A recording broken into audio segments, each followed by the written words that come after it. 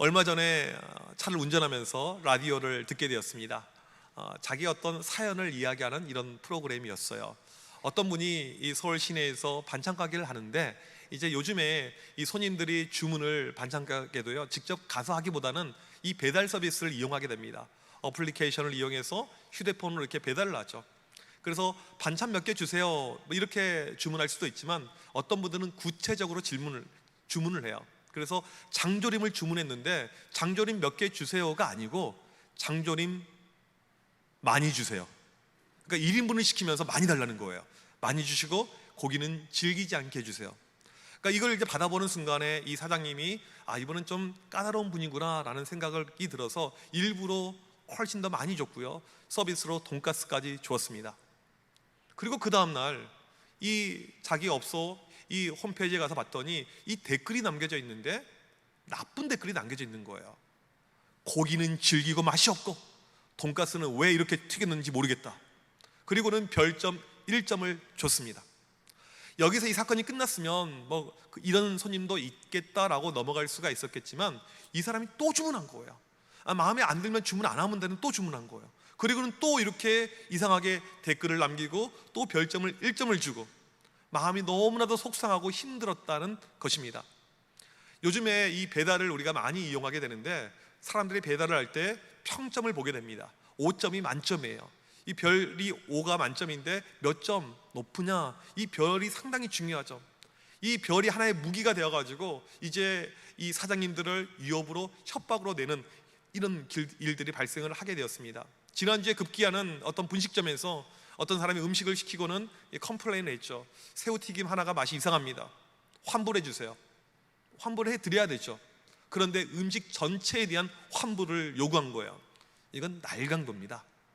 그리고 이제 이게 처리가 됐는데 계속해서 전화 걸어서 컴플레인하고 또 컴플레인하니까 이분이 너무나도 힘들고 마음이 괴로워서 결국에는 뇌출혈로 쓰러지고 3주 만에 사장님이 돌아가셨어요. 이게 이제 공론화가 되었죠. 우리는 이 시대의 삭막함을 보고 있습니다. 조금이라도 내 마음에 들지 않으면 상대방을 매장시켜 버립니다. 우리 청암의 성도님들, 음식을 시킬 때 혹시라도 마음에 들지 않더라도 별점 1점 주는 일 없기를 바랍니다. 가지 마세요. 다시 안 시키면 되는 겁니다. 괜히 그렇게 하지 마시고요, 마음에 좀 넉넉함을 가졌으면 좋겠어요. 이 집이 원래 괜찮은 집인데 오늘 집에 안 좋은 일이 있었나 봐, 사장님이 부부싸움을 했나 봐, 우리가 그렇게 넉넉함을 가지고 살면 좋겠습니다. 이렇게 삭막한 시대의 모습을 사도 바울이 미리 알았는지 디모데후서 3장에서 이렇게 묘사합니다. 말세의 때가 되면 사람들이 자기를 사랑하고 돈을 사랑하고 비방하며 무정하며 감사하지 아니하며 모함하며, 쉽게 말하면 사랑이 고갈돼 버린 이 세상을 우리가 살고 있다는 것입니다. 사랑이 없어요. 우리나라 하게 되면 우리 한민족 유명한 것이 정입니다. 정. 이 정이 영어로 번역되기 상당히 어려운 이런 표현이에요. 우리 민족만의 아주 특이한 좋은 이런 감정이죠. 오죽하면 초코파이에 크게 한자로 정 이렇게 붙어져 있잖아요. 이 정이 지금은 사라져 버렸어요. 정은 초코파이 박스에만 남아 있고요, 우리 마음속에 이 정, 사랑이 많이 없어져 버렸습니다. 이렇게 사랑 없이 살아가고 있는 우리에게 주님께서 오늘 9절에서 이렇게 말씀을 하십니다. 같이 한번 읽겠습니다. 시작. 아버지께서 나를 사랑하신 것 같이 나도 너희를 사랑하였으니 나의 사랑 안에 거하라. 나의 사랑 안에 거하라, 사랑해라, 이렇게 우리에게 명령을 하고 계십니다. 여러분, 우리가 오늘 읽은 이 말씀을요, 집에 가셔서 다시 한번 천천히 한번 본문을 읽어보세요. 가장 많이 반복되는 단어가 있습니다. 사랑이에요. 오늘 말씀의 키워드는 사랑입니다. 요한복음 13장부터 16장까지 예수님은 계속 주구장창 이 사랑에 대해서 말씀을 하고 계셨습니다. 오늘 말씀, 아버지께서 나를 사랑하셨고 내가 너희를 사랑했는데 너희도 나의 사랑 안에 거하라, 이렇게 말씀하십니다. 10절에 한 번 더 반복해요. 나의 사랑 안에 거하라. 예수님께서는 제자들에게 이 사랑을 보여주셨습니다. 보여주면서 거하라고 하는 거예요. 과연 예수님께서 보여주신 그 사랑은 무엇일까요? 첫 번째로 제자들의 발을 씻겨주었던 그 사건입니다. 예수님은 말로만 사랑하지 않았고 직접 친히 그 모습을 보여줬던 것입니다. 직접 몸을 구부려서요, 제자들의 더러운 발을 씻기는데요, 이건 종이라 하는 그런 행동이었습니다. 종 중에서도 아주 하찮은 종이었던 그런 일이에요. 그 일을 했습니다. 왜요? 이제 곧 있으면 아버지께 부름을 받게 되는데 마지막으로 내가 사랑하는 제자들에게 해줄 수 있는 그 최고의 사랑의 표현을 한 것입니다. 예수님은 제자 공동체가 이렇게 사랑 안에 거하길 원하는 마음을 가지고 그 행동을 하셨던 것입니다. 공동체 안에서 서로 사랑해라 이 말씀하신 거예요. 왜 그럴까요? 실제로 사랑으로 만들어진 이 공동체가 사랑이 없어져 버리는, 사랑이 상실되는 경우를 많이 보게 됩니다. 교회를 볼까요? 교회의 심볼, 이 교회의 가장 중요한 마크는요, 사랑입니다. 그런데 많은 교회들이 분란과 싸움과 어려움 가운데 있어요. 여러분, 이 교회에서 가장 많이 싸우는 곳이 두 군데가 있습니다. 첫 번째는 교회 주방입니다. 이 주방 일이 힘들거든요. 엄청난 헌신이 있어야 돼요. 그 수고하고 노력하면서 거기서 시기와 질투와 갈등이 발생하는 것을 우리는 종종 보게 됩니다. 두 번째, 교회가 어디서 많이 싸우냐면 찬양대. 우리 호산나는 아니죠? 다른 교회 이야기예요. 이 찬양대 안에서 여러 가지 또 마음의 불편함, 어려움, 이걸로 인해서 많은 어려움이 있어요. 이번 코로나 때에 놀라운 역사가 일어났어요. 한국교회 전체적으로요, 싸움이 팍 줄었습니다. 왜 준 줄 아세요? 식당을 안 하니까. 그 다음에 많은 교회들이 찬양들을 안 하니까 이 싸움이 오히려 없어졌다는 거예요. 참 웃지 못할 이런 해프닝이죠. 교인들만 싸웁니까? 주의 종이 되겠다고 신학교에 갔는데 가서 사랑을 배우는 것이 아니고 이상한 것, 잘못된 것을 배워서 이 신학교가 이상해요. 주의 종들이 이상하게 만들어집니다. 그래서 신학교에 입학을 해서 마음의 상처를 받고 실족하는 경우가 상당히 많이 있습니다. 이제 신학교에 가게 되면 우스갯소리로, 이건 이제 농담이니까 그냥 농담으로만 받으세요. 이렇게 이야기를 해요. 이 신대원 1학년 때 내가 훌륭한 목회자, 목사가 돼야겠다 이런 마음을 가지고 훌륭한 목사를 꿈꿨다가 이제 신학교 2학년에 올라갈 때는 그냥 훌륭한 장로님이 돼야겠다. 3학년 때는 집사님도 괜찮은 것 같다. 졸업할 때가 되게 되면 그냥 일반 평신도로 조용히 살고 싶다. 이런 말을 할 만큼 이 신학교 안에서도 참 이 사랑이 많이 없다는 것입니다. 예수님께서는 친히 제자들의 발을 씻겨주면서 사랑의 모습을 보여주었습니다. 가장 힘든 일을 하면서 사랑을 실천했어요. 그러면서 이걸로 그치지 않고 더 큰 사랑의 모습을 보여주시려고 준비하고 있었습니다. 그게 두 번째예요. 바로 십자가의 죽으심을 예수님께서 예고하십니다. 여러분, 오늘 우리가 읽은 말씀, 이 본문을 한번 화면으로 보게 되면요, 이게 역교차 구조라는 이런 구조인데 참 이제 머리 아픈 이런 내용을 제가 실어놔서 조금 죄송합니다. 이건 이제 헬라어 성경을 보게 되면 구문을 분석을 하게 되는데요, 이 언어의 독특한 특징이 있어요. 그래서 이 D, A, B, C, D가 있는데 D 중앙을 강조하기 위해서 양쪽에서 샌드위치처럼 이렇게 몰아가는 이런 어떤 구조입니다. 제가 이걸 신학교 수업 시간이 아니니까 자세하게 설명을 드리지 않겠고요. 오늘 핵심되는 것이 무엇이냐면 이 뒤에요, 노란색으로 표시가 되어져 있는 12절 말씀입니다. 서로 사랑하라, 이 말씀을 오늘 말씀 핵심으로 쥐고 있어요. D-13절에서 부연 설명을 하고 있습니다. 사람이 친구를 위하여 자기 목숨을 버리면 이보다 더 큰 사랑이 없다. 서로 사랑하는 것의 결정체는 친구를 위하여 목숨을 버리는 것이다. 이 말씀을 하고 있는 것입니다. 예수님 당시 이 시대가 그레코 로만 시대라고 하죠. 그리스의 문명, 로마의 어떤 통치, 이 시대입니다. 이때 친구를 위하여 목숨을 버리는 것, 이런 일이 종종 있었다고 그래요. 친구들 사이의 우정, 의리, 이런 걸로 인해서 내가 친구를 위해서 대신 죽고, 이게 가문의 영광이고 최고의 영예였다, 이렇게 이야기를 합니다. 지난주에 우리 쿠팡 물리센터에서 불이 나서 김동식 소방관이 순직을 하게 되었습니다. 이분의 어떤 직함, 역할이 무엇입니까? 구조대장이에요. 구조대장. 자기 밑에 부하들이 있어요. 자기 밑에 후배들이 있습니다. 후배들을 먼저 다 내보내고 홀로 마지막에 이분이 목숨을 잃게 되었습니다. 다른 사람을 위해서 내 목숨을 희생하는 것은요, 이건 너무너무 힘든 일이죠. 그런데 그 일을 하신 분이 누구십니까? 예수님입니다. 오늘 말씀 15절에 보게 되면 예수님께서 너희와 나는 주종관계가 아니다, 친구 관계다. 너희가 이 로마 시대에 알고 있듯이 친구가 친구를 위해서 목숨을 버리는 일이 너무너무 귀한 일인데 내가 너희들을 위해서 친구로서 내가 목숨을 바치겠다, 그렇게 말씀을 해주고 있습니다. 예수님은 우리를 살리기 위해서 죽으셨습니다. 사랑해서 죽으신 거예요. 마치 김동식 소방관이 자기 위험하다는 것 알면서 후배들을 살리기 위해서 희생을 했던 것입니다. 사랑하니까 죽은 것입니다. 예수님의 십자가의 죽으심은 우리를 향한 예수님의 사랑의 실천입니다. 예수님이 죽어야지만이 온 인류가 구원에 이를 수가 있기 때문에 그 길을 선택하신 것입니다. 지금 예수님께서 제자들에게 하신 말씀은 서로 사랑 안에 거하라, 나의 사랑 안에 거하라. 작게는 공동체에 발을 씻겨줬던 것처럼, 크게는 온 인류를 위해서 십자가에 못 박혀 죽으셨던 것처럼 내가 이렇게 너희들 사랑했는데 너희도 서로 사랑해라, 이렇게 말씀하시면서 11절에 이런 말씀을 우리에게 주고 계십니다.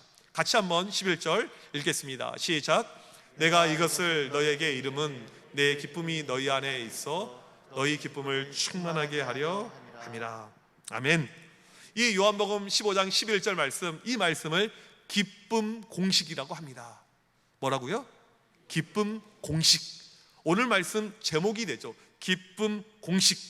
이 기쁨 공식이 무엇일까요? 첫 번째로는 무엇이냐면 우리가 서로 사랑을 실천할 때 예수님의 기쁨을 비로소 깨닫게 된다는 것입니다. 그 의미가 무엇일까요? 지금 예수님은 제자들을 사랑해서 그들의 발을 씻고 계십니다. 씻으셨죠, 이미요. 그 다음에 십자가의 죽음을 지금 준비를 하고 있는 가운데 있습니다. 그 과정을 보게 되면요, 이 제자들은 예수님을 배반하고 배신하고 도망을 갔고요, 수제자 베드로는 예수님을 3번이나 부인하고 저주까지 하였습니다. 예수님은 종교 지도자들에게 인격적인 말살을 당했고 로마 군병들에게 말할 수 없는 모욕을 당했습니다. 급기야 십자가에서 고통을 당하면서 죽게 되는데 하나님께 이 잔을 내게서 옮기시옵소서, 하나님 아버지로부터도 외면을 당하게 됩니다. 그 어려움을 겪으셨어요. 지금 말씀 무엇이냐면 이러한 예수님의 경험이 자신에게 기쁨이 되었다는 거예요. 여러분 이해가 되십니까? 그 고통, 그 어려움을 내가 겪었는데 그것이 나에게 기쁨이 되었다, 이렇게 말씀을 하고 있습니다. 여러분, 우리가 기쁨하게 되면 무엇입니까? 나에게 좋은 일이 일어나는 거, 나에게 행복한 일이 발생하는 거. 오늘 우리 권사님들, 장로님들, 집사님들 예배 끝나고 집에 갔는데 아들이, 딸이 거금을 이렇게 용돈으로 주는 거예요. 생각지도 않게 따따블로. 아멘. 이러한 일이 정말 축복합니다. 이런 일이 발생하면 우리는 그냥 사소하지만 기뻐요. 또 우리 자녀들이, 우리 손자 손녀들이 대학을 잘 가요. 좋은 직장에 취업을 하게 됩니다. 내 나이가 지금 이렇게 80, 90 나이가 연세가 많으신데도 불구하고 건강을 주셨어요. 이상하게 교회를 출입하면 출입할수록 더 건강해지는 것 같아요. 아멘. 네. 이런 일이 발생하면 우리는 기쁘죠. 지난주에 우리 예배 끝날 때 어와나 아이들 발표하는데 제가 깜짝 놀랐어요. 수많은 핸드폰들이 번쩍이는데 와, 우리 권사님들, 장로님들 연세가 드셔서 다 꺼내가지고 보니까 자기 손자들이 다 있어요. 우리는 그런 모습을 볼 때 기쁘죠. 즐겁죠. 나에게 유익이 올 때, 자녀들에게 유익이 올 때, 내 손자 손녀들에게 유익이 올 때. 그런데 예수님은요, 자신의 고통이 자신에게 기쁨이었다고 고백합니다. 왜 그럴까요? 이건 순종의 결과였기 때문에 그렇습니다. 예수님은 아버지 뜻 가운데 고통을 당하셔야만 했고 그 고통을 참고 순종했었을 때 인류를 구원할 수 있었기 때문에 그렇습니다. 고통의 순간은 너무나도 힘들었어요. 하지만 순종했고 순종의 결과로 온 인류를 구원할 수 있었기 때문에 그렇습니다. 예수님의 기쁨은요, 우리랑 차원이 다른 그런 기쁨이죠. 힘드셨지만 하나님 아버지께 순종했었을 때 그 기쁨이 최고였어요. 여러분, 참된 기쁨은요, 순종에서 나오게 됩니다. 기쁨의 공식은 무엇이냐면 하나님께 순종하면 순종할수록 기쁨이 커진다는 것입니다. 여러분, 우리는요 너무나도 쉽게 기뻐해요. 이 표현이 더 정확할 것입니다. 우리의 기쁨의 수준이 참 낮아요. 존 파이퍼 목사님이 쓴 최고의 기쁨을 맛보라, 참 좋은 책인데요, 이 책에 보게 되면 이런 표현이 있어요. 인간의 가장 큰 문제는 우리가 너무 쉽게 만족해 버린다는 것이다. 우리의 굳은 결의와 뜨거운 열정으로 마땅히 추구해야 할 기쁨을 구한 적이 없다. 그래 놓고는 무한한 기쁨을 누리는 대신에 욕망의 진흙파이에 만족해 버린다. 사소한 것, 작은 것, 내 욕망 관련된 것, 이거 이루어지면 기뻐하고 진정한 기뻐해야 될 그 순간에 기뻐하지 못하는 것이 우리의 모습이라는 것입니다. 우리는 이럴 때 기쁘죠. 아마 여기도 주식 투자하시는 분들 계실 텐데 주식이 이렇게 올라가요. 내가 집이 있는데 집값이 이렇게 올라가요.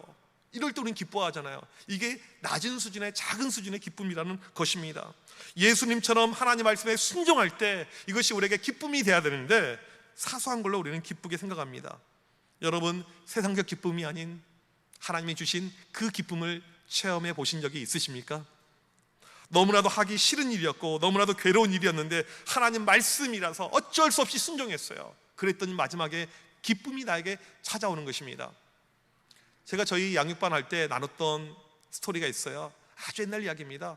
제가 아주 예전에 모르겠어요, 한 20년도 넘은 것 같은데 김동호 목사님 책을 읽으면서 거기 안에 있었던 그 스토리로 기억이 납니다. 교회 안에 어떤 한 이 부부 커플이 있었는데 부부 사이가 별로 좋지 않았어요. 위태위태했는데 그들이 이제 하나님의 말씀을 듣는 가운데 예배를 통해서 말씀을 통해서 회복이 됩니다. 특별히 이 남자 집사님, 남편 같은 경우가 참 별로였는데 하나님 말씀이 들어가는 가운데 그 가운데 참된 은혜가 넘쳐나게 됐죠. 참된 은혜가 무엇이냐면요, 여러분, 은혜는요 내가 듣기에 좋은 어떤 감정적인 기쁨의 상태가 은혜가 아니고요, 회심하고 회개하고 참회하고 통곡하는 것이 은혜입니다. 이분이 실은요 죄를 많이 지었어요. 근데 말씀이 들어가니까 죄가 떠오르게 되는 것이죠. 여러분, 말씀이 들어가게 되면요 우리의 허물들이 보입니다. 이게 정확한 거예요. 이분이 어떤 행동을 하고 있었냐면요, 여자가 있었어요. 자기 부인 말고 다른 여자가요. 다른 살림을 차리고 있었죠. 자기 부인 모르게 그렇게 오랜 시간 동안, 심지어는요 아이도 낳았어요. 이런 일이 발생한 거예요. 부인 모르게 그렇게 살고 있었는데 말씀이 들어가니까 너무너무 괴로워서 내가 이혼하더라도 내 아내에게 내가 사죄해야겠다, 이런 마음을 가지고 말씀이 들어가는 가운데 자기 와이프에게 이야기를 합니다. 이실직고했어요. 그 순간에 이 부인 집사님이 듣고는 기절초풍할 일이죠. 천지가 무너지는 것 같았습니다.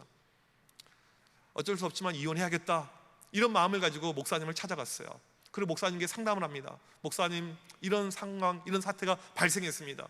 그때 목사님 어떻게 이야기하셨냐면, 집사님, 죄를 짓다가, 정말 나쁜 죄를 짓다가 몰래 걸린 것도 아니고 성령께서 그의 마음 가운데 은혜를 주셔서 이 죄가 떠오르게 되었고 성령 가운데 그가 변화를 경험하고 결심하고 있는 그 모습인 것 같습니다. 그러면 남편은, 그런데 우리 여자 집사님은 성령께서 주시는 음성을 통해서 어떠한 변화를 경험하기를 원합니까? 이렇게 질문한 거예요. 마음이 너무너무 힘들었죠. 울기도 수도 없이 울게 되었습니다. 결국에는 이 여자 집사님이요 남편을 용서하기로 결단을 합니다. 근데 이 용서가 그냥 용서가 아니고요, 그 혼외자, 그 아이까지도 자기가 감당하기로, 자기 자녀를 키우기로 결정을 내려요. 여러분, 이러한 일이 얼마나 현실 가운데 어렵겠습니까? 말씀에 순종한다는 것은요 도저히 때로는 내가 못할 일이에요. 죽었다 깨어나다 못할 일입니다. 이것은 못하겠다. 하지만 그것을 순종할 때 역사가 나타나는 것입니다. 성령께서 역사하시면요 이게 가능한 거예요. 그 순간은 속상하고 힘들었지만 나중에 얻게 될 기쁨은 세상이 주는 것과 비교가 안 됩니다. 예수님께서 경험하셨던 그 순종의 기쁨이 바로 이 기쁨이었다는 것입니다. 두 번째로는요, 우리가 사랑을 실천할 때 엄청난 기쁨이 몰려온다는 것입니다. 11절 말씀, 너희 기쁨이 충만하게 하려 함이라. 지금까지 너희가 겪었던 그 기쁨과 비교도 안 될 만큼 엄청난 기쁨이 올 것을 이야기하고 있습니다. 여러분, 지금 기쁨이 있으십니까? 언제 기쁨을 경험해 보셨습니까? 생각보다도 많은 크리스찬들이요, 많은 성도님들이 기쁨 가운데 살지 못하고 있습니다. 교회를 다니는데, 예배를 드리는데, 봉사를 하고 있음에도 불구하고 기쁨이 없는 경우가 있어요. 저는 개인적으로 이제 제가 저희 교회 온 지 1년 7개월 됐죠. 1년 7개월 됐는데 아직도 느껴지는 것이 무엇이냐면, 예배 가운데 우리 성도님들의 모습을 보면 과연 기쁨이 있을까, 이런 생각이 들어요. 왜냐하면 표정이 한결같아요. 모나리자, 변동이 없어요. 움직이지 않습니다. 이제 우리가 이제 전통교회고 워낙 양반들이 있는 교회니까 점잖은 것을 아마 덕으로 이렇게 생각을 하셨던 것 같습니다. 여러분, 기쁨은 표현해야 됩니다. 은혜가 되면 아멘 하세요. 아멘도 우리 안 차나요? 아멘 하면 때립니까? 제가 치리합니까? 아멘 한다고요? 예. 오늘 이 시간 은혜 받기를 원하시는 분은 아멘. 네. 아멘 하세요. 얼마나 좋습니까? 네. 또 찬양할 때도요, 여러분 은혜가 되면 손을 들고 찬양하고 이렇게 내 감정을 마음껏 표현하죠. 우리는 오히려 누가 손 들고 있으면 쟤 왜 그래? 앞이 안 보이는데, 이런 마음을 갖잖아요. 하나님이 보실 때는요, 그 사람이 최고예요. 여러분 시선을 의식하지 말고, 만약에 누가 쳐다본다 이렇게 생각하면 눈을 감고 찬양하시면 돼요. 그렇게 되길 간절히 축복합니다. 많은 그리스도인들이 오히려 우울해 보이고 불행해 보이고 슬퍼 보이는 경우가 많이 있습니다. 마치 시편 42편의 시편의 기자의 고백과 같아요. 내 영혼아 어찌하여 낭망하며 어찌하여 내 속에서 불안해하는고. 여러분 혹시 이것이 여러분의 모습이 아닙니까? 제가 오죽하면 여기 현수막 뒤에 보이는 영혼이 행복해지는 교회, 저희 교회 연구표로 이렇게 여러분들에게 항상 보여주고 있습니까? 지금 예배를 드리지만 표정에 기쁨이 없어요. 성령의 역사가 임하면 은혜로 얼굴이 환해야 되는데 표정이 어둡습니다. 기뻐하십시오. 즐거워하십시오. 이게 필요해요. 우리에게 언제 이 기쁨이 충만하게 찾아오냐면 예수님의 사랑을 실천할 때, 서로 사랑할 때, 그때 기쁨이 온다고 말씀하고 있습니다. 제가 TV를 안 봅니다. TV가 없어요. 근데 제가 챙겨서 보는 이 프로가 하나 있는데 무엇이냐면 유퀴즈 온 더 블럭이라는 프로입니다. 상당히 목회자로 제가 얻을 수 있는 것이 좋은 이런 교양 프로그램이에요. 몇 달 전에 이삭 토스트의 이 CEO인 김하경 이 대표님이 TV에 이렇게 출연하게 되었습니다. 한때 매장이 이삭 토스트가 전국에 900개가 넘었고요, 지금도 800개 넘는 많은 매장을 가지고 있는 아주 큰 기업의 CEO죠. 근데 이분이 나와서 TV에서 이렇게 프로그램을 하는데 느낌이 이상하게 교회 다니는 분 같아요. 그리고 검색해 봤더니 교회 권사님이시더라고요. 벌써 한 10년 전에 새롭게 하소서 이런 데 간증도 하셨고 참 믿음 가운데 살고 있는 이제 그런 분이더라고요. 간증을 다시 한번 쭉 들어봤어요. 이분이 이제 이 토스트를 하게 된 어떤 이유가 남편이 아파가지고 자기가 생활 전선에 뛰어든 거예요. 그리고 토스트를 했는데 가게가 너무나도 잘 돼서 돈을 많이 벌었습니다. 근데 몸은 너무너무 힘들었어요. 이 가게를 중단했어요. 하루는 교회에서 사람들과 같이 아파트에 노방 전도를 나갔는데 어떤 젊은 부부가 가판대에서 물건을 팔고 있는데 너무 안 돼 보이는 거예요. 물건 팔리지도 않고요. 그래서 이분들에게 이야기하다가 조언합니다. 토스트를 하라고. 토스트 돈 많이 번다고. 내가 가르쳐 줄게요. 그리고는 이야기했더니 저는 가게 차릴 돈이 없는데요, 그래서 이분이 자기 돈 털어가지고 8천만 원으로 가게를 만들어줍니다. 그리고 토스트 가게를 했어요. 이게 대박이 난 거예요. 이게 이삭 토스트 1호점입니다. 이 이삭은 성경에서 나온 그 이삭을 말하는 거예요. 또 사람들이 와가지고 저도 도와주세요, 저도 도와주세요. 2호점, 3호점이 나온 거예요. 그렇게 계속해서 프랜차이즈가 확장이 되는데, 보통 이 프랜차이저 이런 가맹점을 보게 되면 가맹비라는 것을 내게 됩니다. 근데 이분은 가맹비를 받지 않았어요. 보통 작게는 1,000만 원에서 그 이상의 가맹비를 받아야 되는데 1원 한 장 받지 않았습니다. 만약에 1,000만 원만 받는다 할지라도 약 100억 가까운 수익을 낼 수가 있었는데 그러지 않았어요. 왜? 돈 버는 것이 삶의 목적이 아니었거든요. 사람을 도와주는 것, 예수님의 사랑을 실천하는 것, 이것이 삶의 목적이었거든요. 세상과 노선이 다르죠. 세상에서는요 악착같이 돈을 벌어야 됩니다. 돈을 많이 버는 것이 행복이고 기쁨이고 자랑이에요. 그런데 이분은요, 나를 통해서 한 명이라도 도움을 받으면 그것이 기쁨이 됐던 것입니다. 예수님의 사랑을 실천할 때요 기쁨이 오는데 이것은 세상의 기쁨과 비교도 안 될 정도의 충만한 기쁨입니다. 여러분, 왜 우리에게 기쁨이 없습니까? 우리는 자꾸 기쁨을요 조건에서 찾아요. 조건에서. 환경이 좋아질 때, 상황이 좋아질 때, 풍요로워질 때, 일이 잘 풀릴 때, 내 삶에 기적이 일어날 때, 모든 조건이 우리에게 기쁨의 이유가 됩니다. 그러니까 세상과 큰 차이가 없는 것이죠. 오늘 말씀은 분명하게 이야기합니다. 예수님의 사랑을 실천할 때 그 사람에게 기쁨이 충만하게 넘쳐온다는 것입니다. 제가 지난주에 읽은 책 가운데 기쁨 공식이라는 책이 있어요. 오늘 설교 제목은 이 책에서 따온 것입니다. 이 책의 저자 김인강 교수님은요 2살 때 소아마비 걸려가지고 태어나서 2발로 걸어본 적이 없는 이런 분입니다.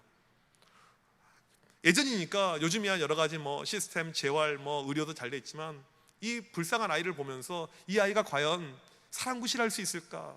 밥벌이나 할 수가 있을까? 이 아이가 거지로 살게 될 것이다. 그렇게 사람들이 이야기를 했어요. 장애가 심하니까 초등학교 입학을 안 받아줬어요. 기술을 배우기 위해서 재활원에 가서 열심히 일을 했습니다. 그 재활원이 기독교 재단이었는데 매주 예배가 있었고 매주 성경을 가르쳐주는 시간이 있었습니다. 그런데 하나님을 믿을 수가 없어요. 하나님이 계시면 왜 나는 이렇게 고통을 당하면서 살아야 되는가? 그 시간이 너무너무 싫었대요. 하지만 이분을 향한 하나님의 놀라운 섭리가 있었습니다.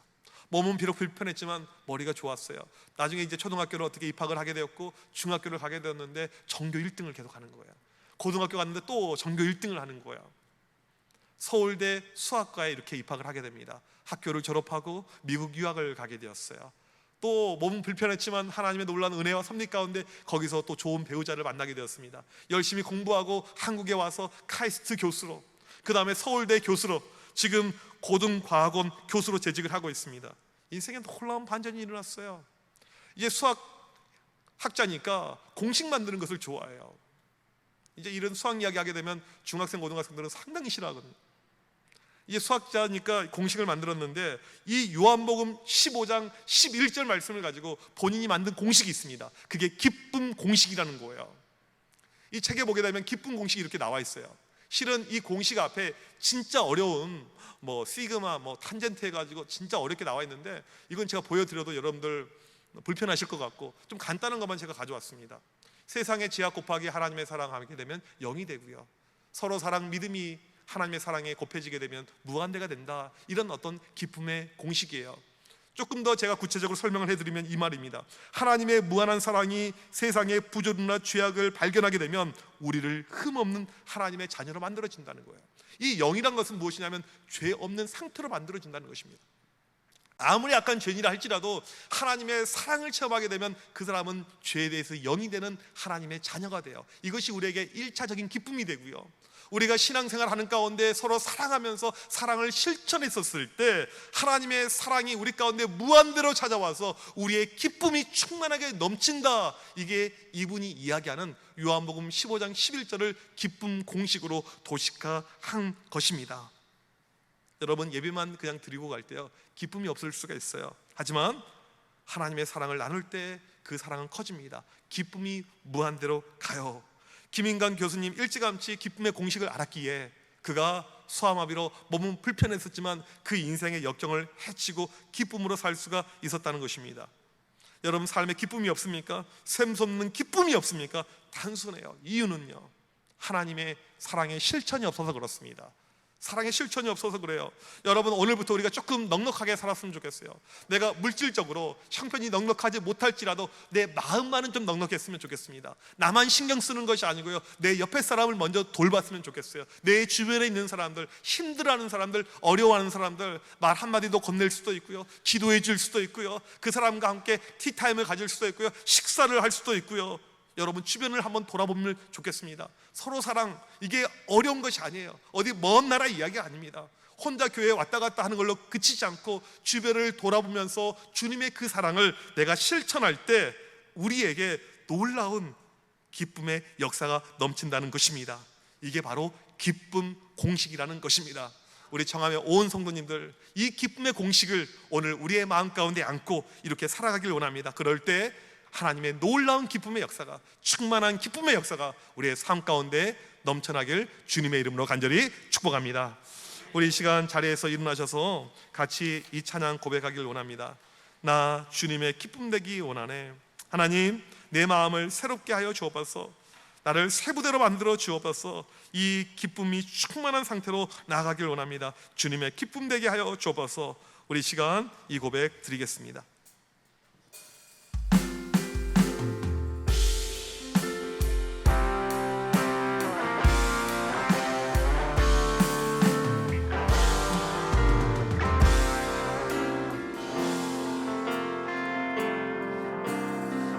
주님의 기쁨 되기 원하네. 내 마음을 새롭게 하소서. 내 마음을 새롭게 하소서. 새 부대가 되게 하여 주소.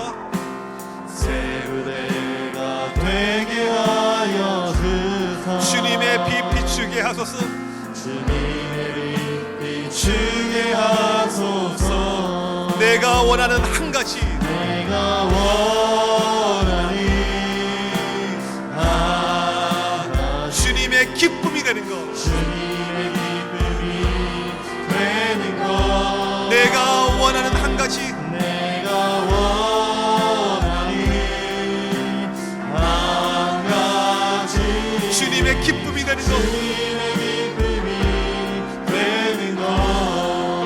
겸손히 내 마음 드립니다. 겸손히 내 마음 드립니다. 나의 모든 것 받으소서. 나의 모든 것 받으소서. 주님 나의 마음 깨끗게 씻어주사. 나의 마음 깨끗게 씻어주사. 주의 길로 행하게 하소서. 주의 길로 행하게 하소서. 내가 원하는 한 가지, 내가 원하는 한 가지, 주님의 기쁨이 되는 것. 주님의 기쁨이 되는 것. 내가 원하는 한 가지, 내가 원하는 한 가지, 주님의 기쁨이 되는 것. 주님의 기쁨이 되는 것. 꽃들도 구름도 꽃들도 구름도 바람도 넓은 바다 찬양하라. 찬양하라 찬양하라 예수를. 하늘을 울리며 하늘을 울리며 노래해 나의 영혼. 은혜의 주 은혜의 주 은혜의 주 은혜의 주. 꽃들도 구름도 꽃들도 구름도 바람도 넓은 바다 찬양하라. 찬양하라 찬양하라 예수를. 하늘을 울리며 하늘을 울리며 노래해 나의 영혼. 은혜의 주 은혜의 주 은혜의 주 은혜의 주. 이 시간 합심하여 기도할 때 하나님 우리에게 기쁨을 주옵소서. 세상이 주는 그런 기쁨 말고 주님이 주신 최고의 기쁨을 경험하기를 원합니다. 주님께서 우리를 사랑하셨듯이 주변을 돌아보면서 서로 사랑하기를 실천하기를 원합니다. 그런 가운데 내 삶에 기쁨 공식이 넘쳐나게 하여 주시옵소서. 세상이 줄 수 없는 최고의 기쁨을 체험케 하여 주시옵소서. 우리 시간 합심하여 기도하겠습니다. 하나님 아버지, 시간 간절히 기도할 때 우리에게 기쁨을 주옵소서. 나 주님의 기쁨 되기 원하네. 하나님 내 마음을 새롭게 하여 주시는 가운데 주님의 놀라운 사랑의 역사가 하나님 우리의 심령 가운데 넘쳐나여서 이 사랑을 실천하기를 원합니다. 서로 사랑하기를 원합니다. 하나님 주변을 살피며 돌보기를 원합니다. 예수님께서 우리를 사랑하셨듯이 하나님 서로 사랑할 때 우리에게 기쁨이 충만하겠다고 약속하셨다는데 그 기쁨을 체험하는 우리 모두가 되게 하여 주셔서 이 시간 간절히 기도할 때 성령께서 말씀하여 주셔서 기쁨 공식 가운데 살아가게 하여 주셔서 기쁨의 놀라운 역사가 넘쳐나게 하여 주셔서 하나님 말씀하여 주셔시고 하나님 주장하여 주셔서 하나님의 일하심과 역사하심이 하나님 우리의 삶에 오늘도 넘쳐나 매일매일 기쁘게 살게 하여 주셔서 주님이 주는 기쁨을 통해서 하나님 아버지 은혜 가운데 은혜가 넘치는 그런 믿음의 모습이 우리 가운데 넘쳐나게 하여 주시옵소서. 이 시간 간절히 기도할 때 우리의 슬픈 마음 기쁘게 변화시켜 주시옵시고 우리의 아픈 마음 고쳐주셔서 기쁨의 마음으로 하나님 역사하여 주시옵소서. 성령의 도우시는 은혜가 이 밤에 이 시간에도 넘쳐나게 하여 주시옵소서. 오직 기쁨 가운데 은혜 가운데 믿음 가운데 살아갈 수 있도록 인도하여 주셔서 하나님 말씀하여 주셔서 우리의 영혼들이 기뻐하며 우리의 영혼들이 춤추며 하나님께 나가는 놀라운 역사 넘치게 하여 주셔서 하나님 주 안에서 기뻐하며 믿음 안에서 기뻐하며 기쁨을 가지고 살아 움직이는 주의 모든 백성들 될 수 있도록 하나님 역사하여 주옵시고 하나님 주장하여 주옵시고 말씀하여 주시옵소서. 인도하여 주시옵소서.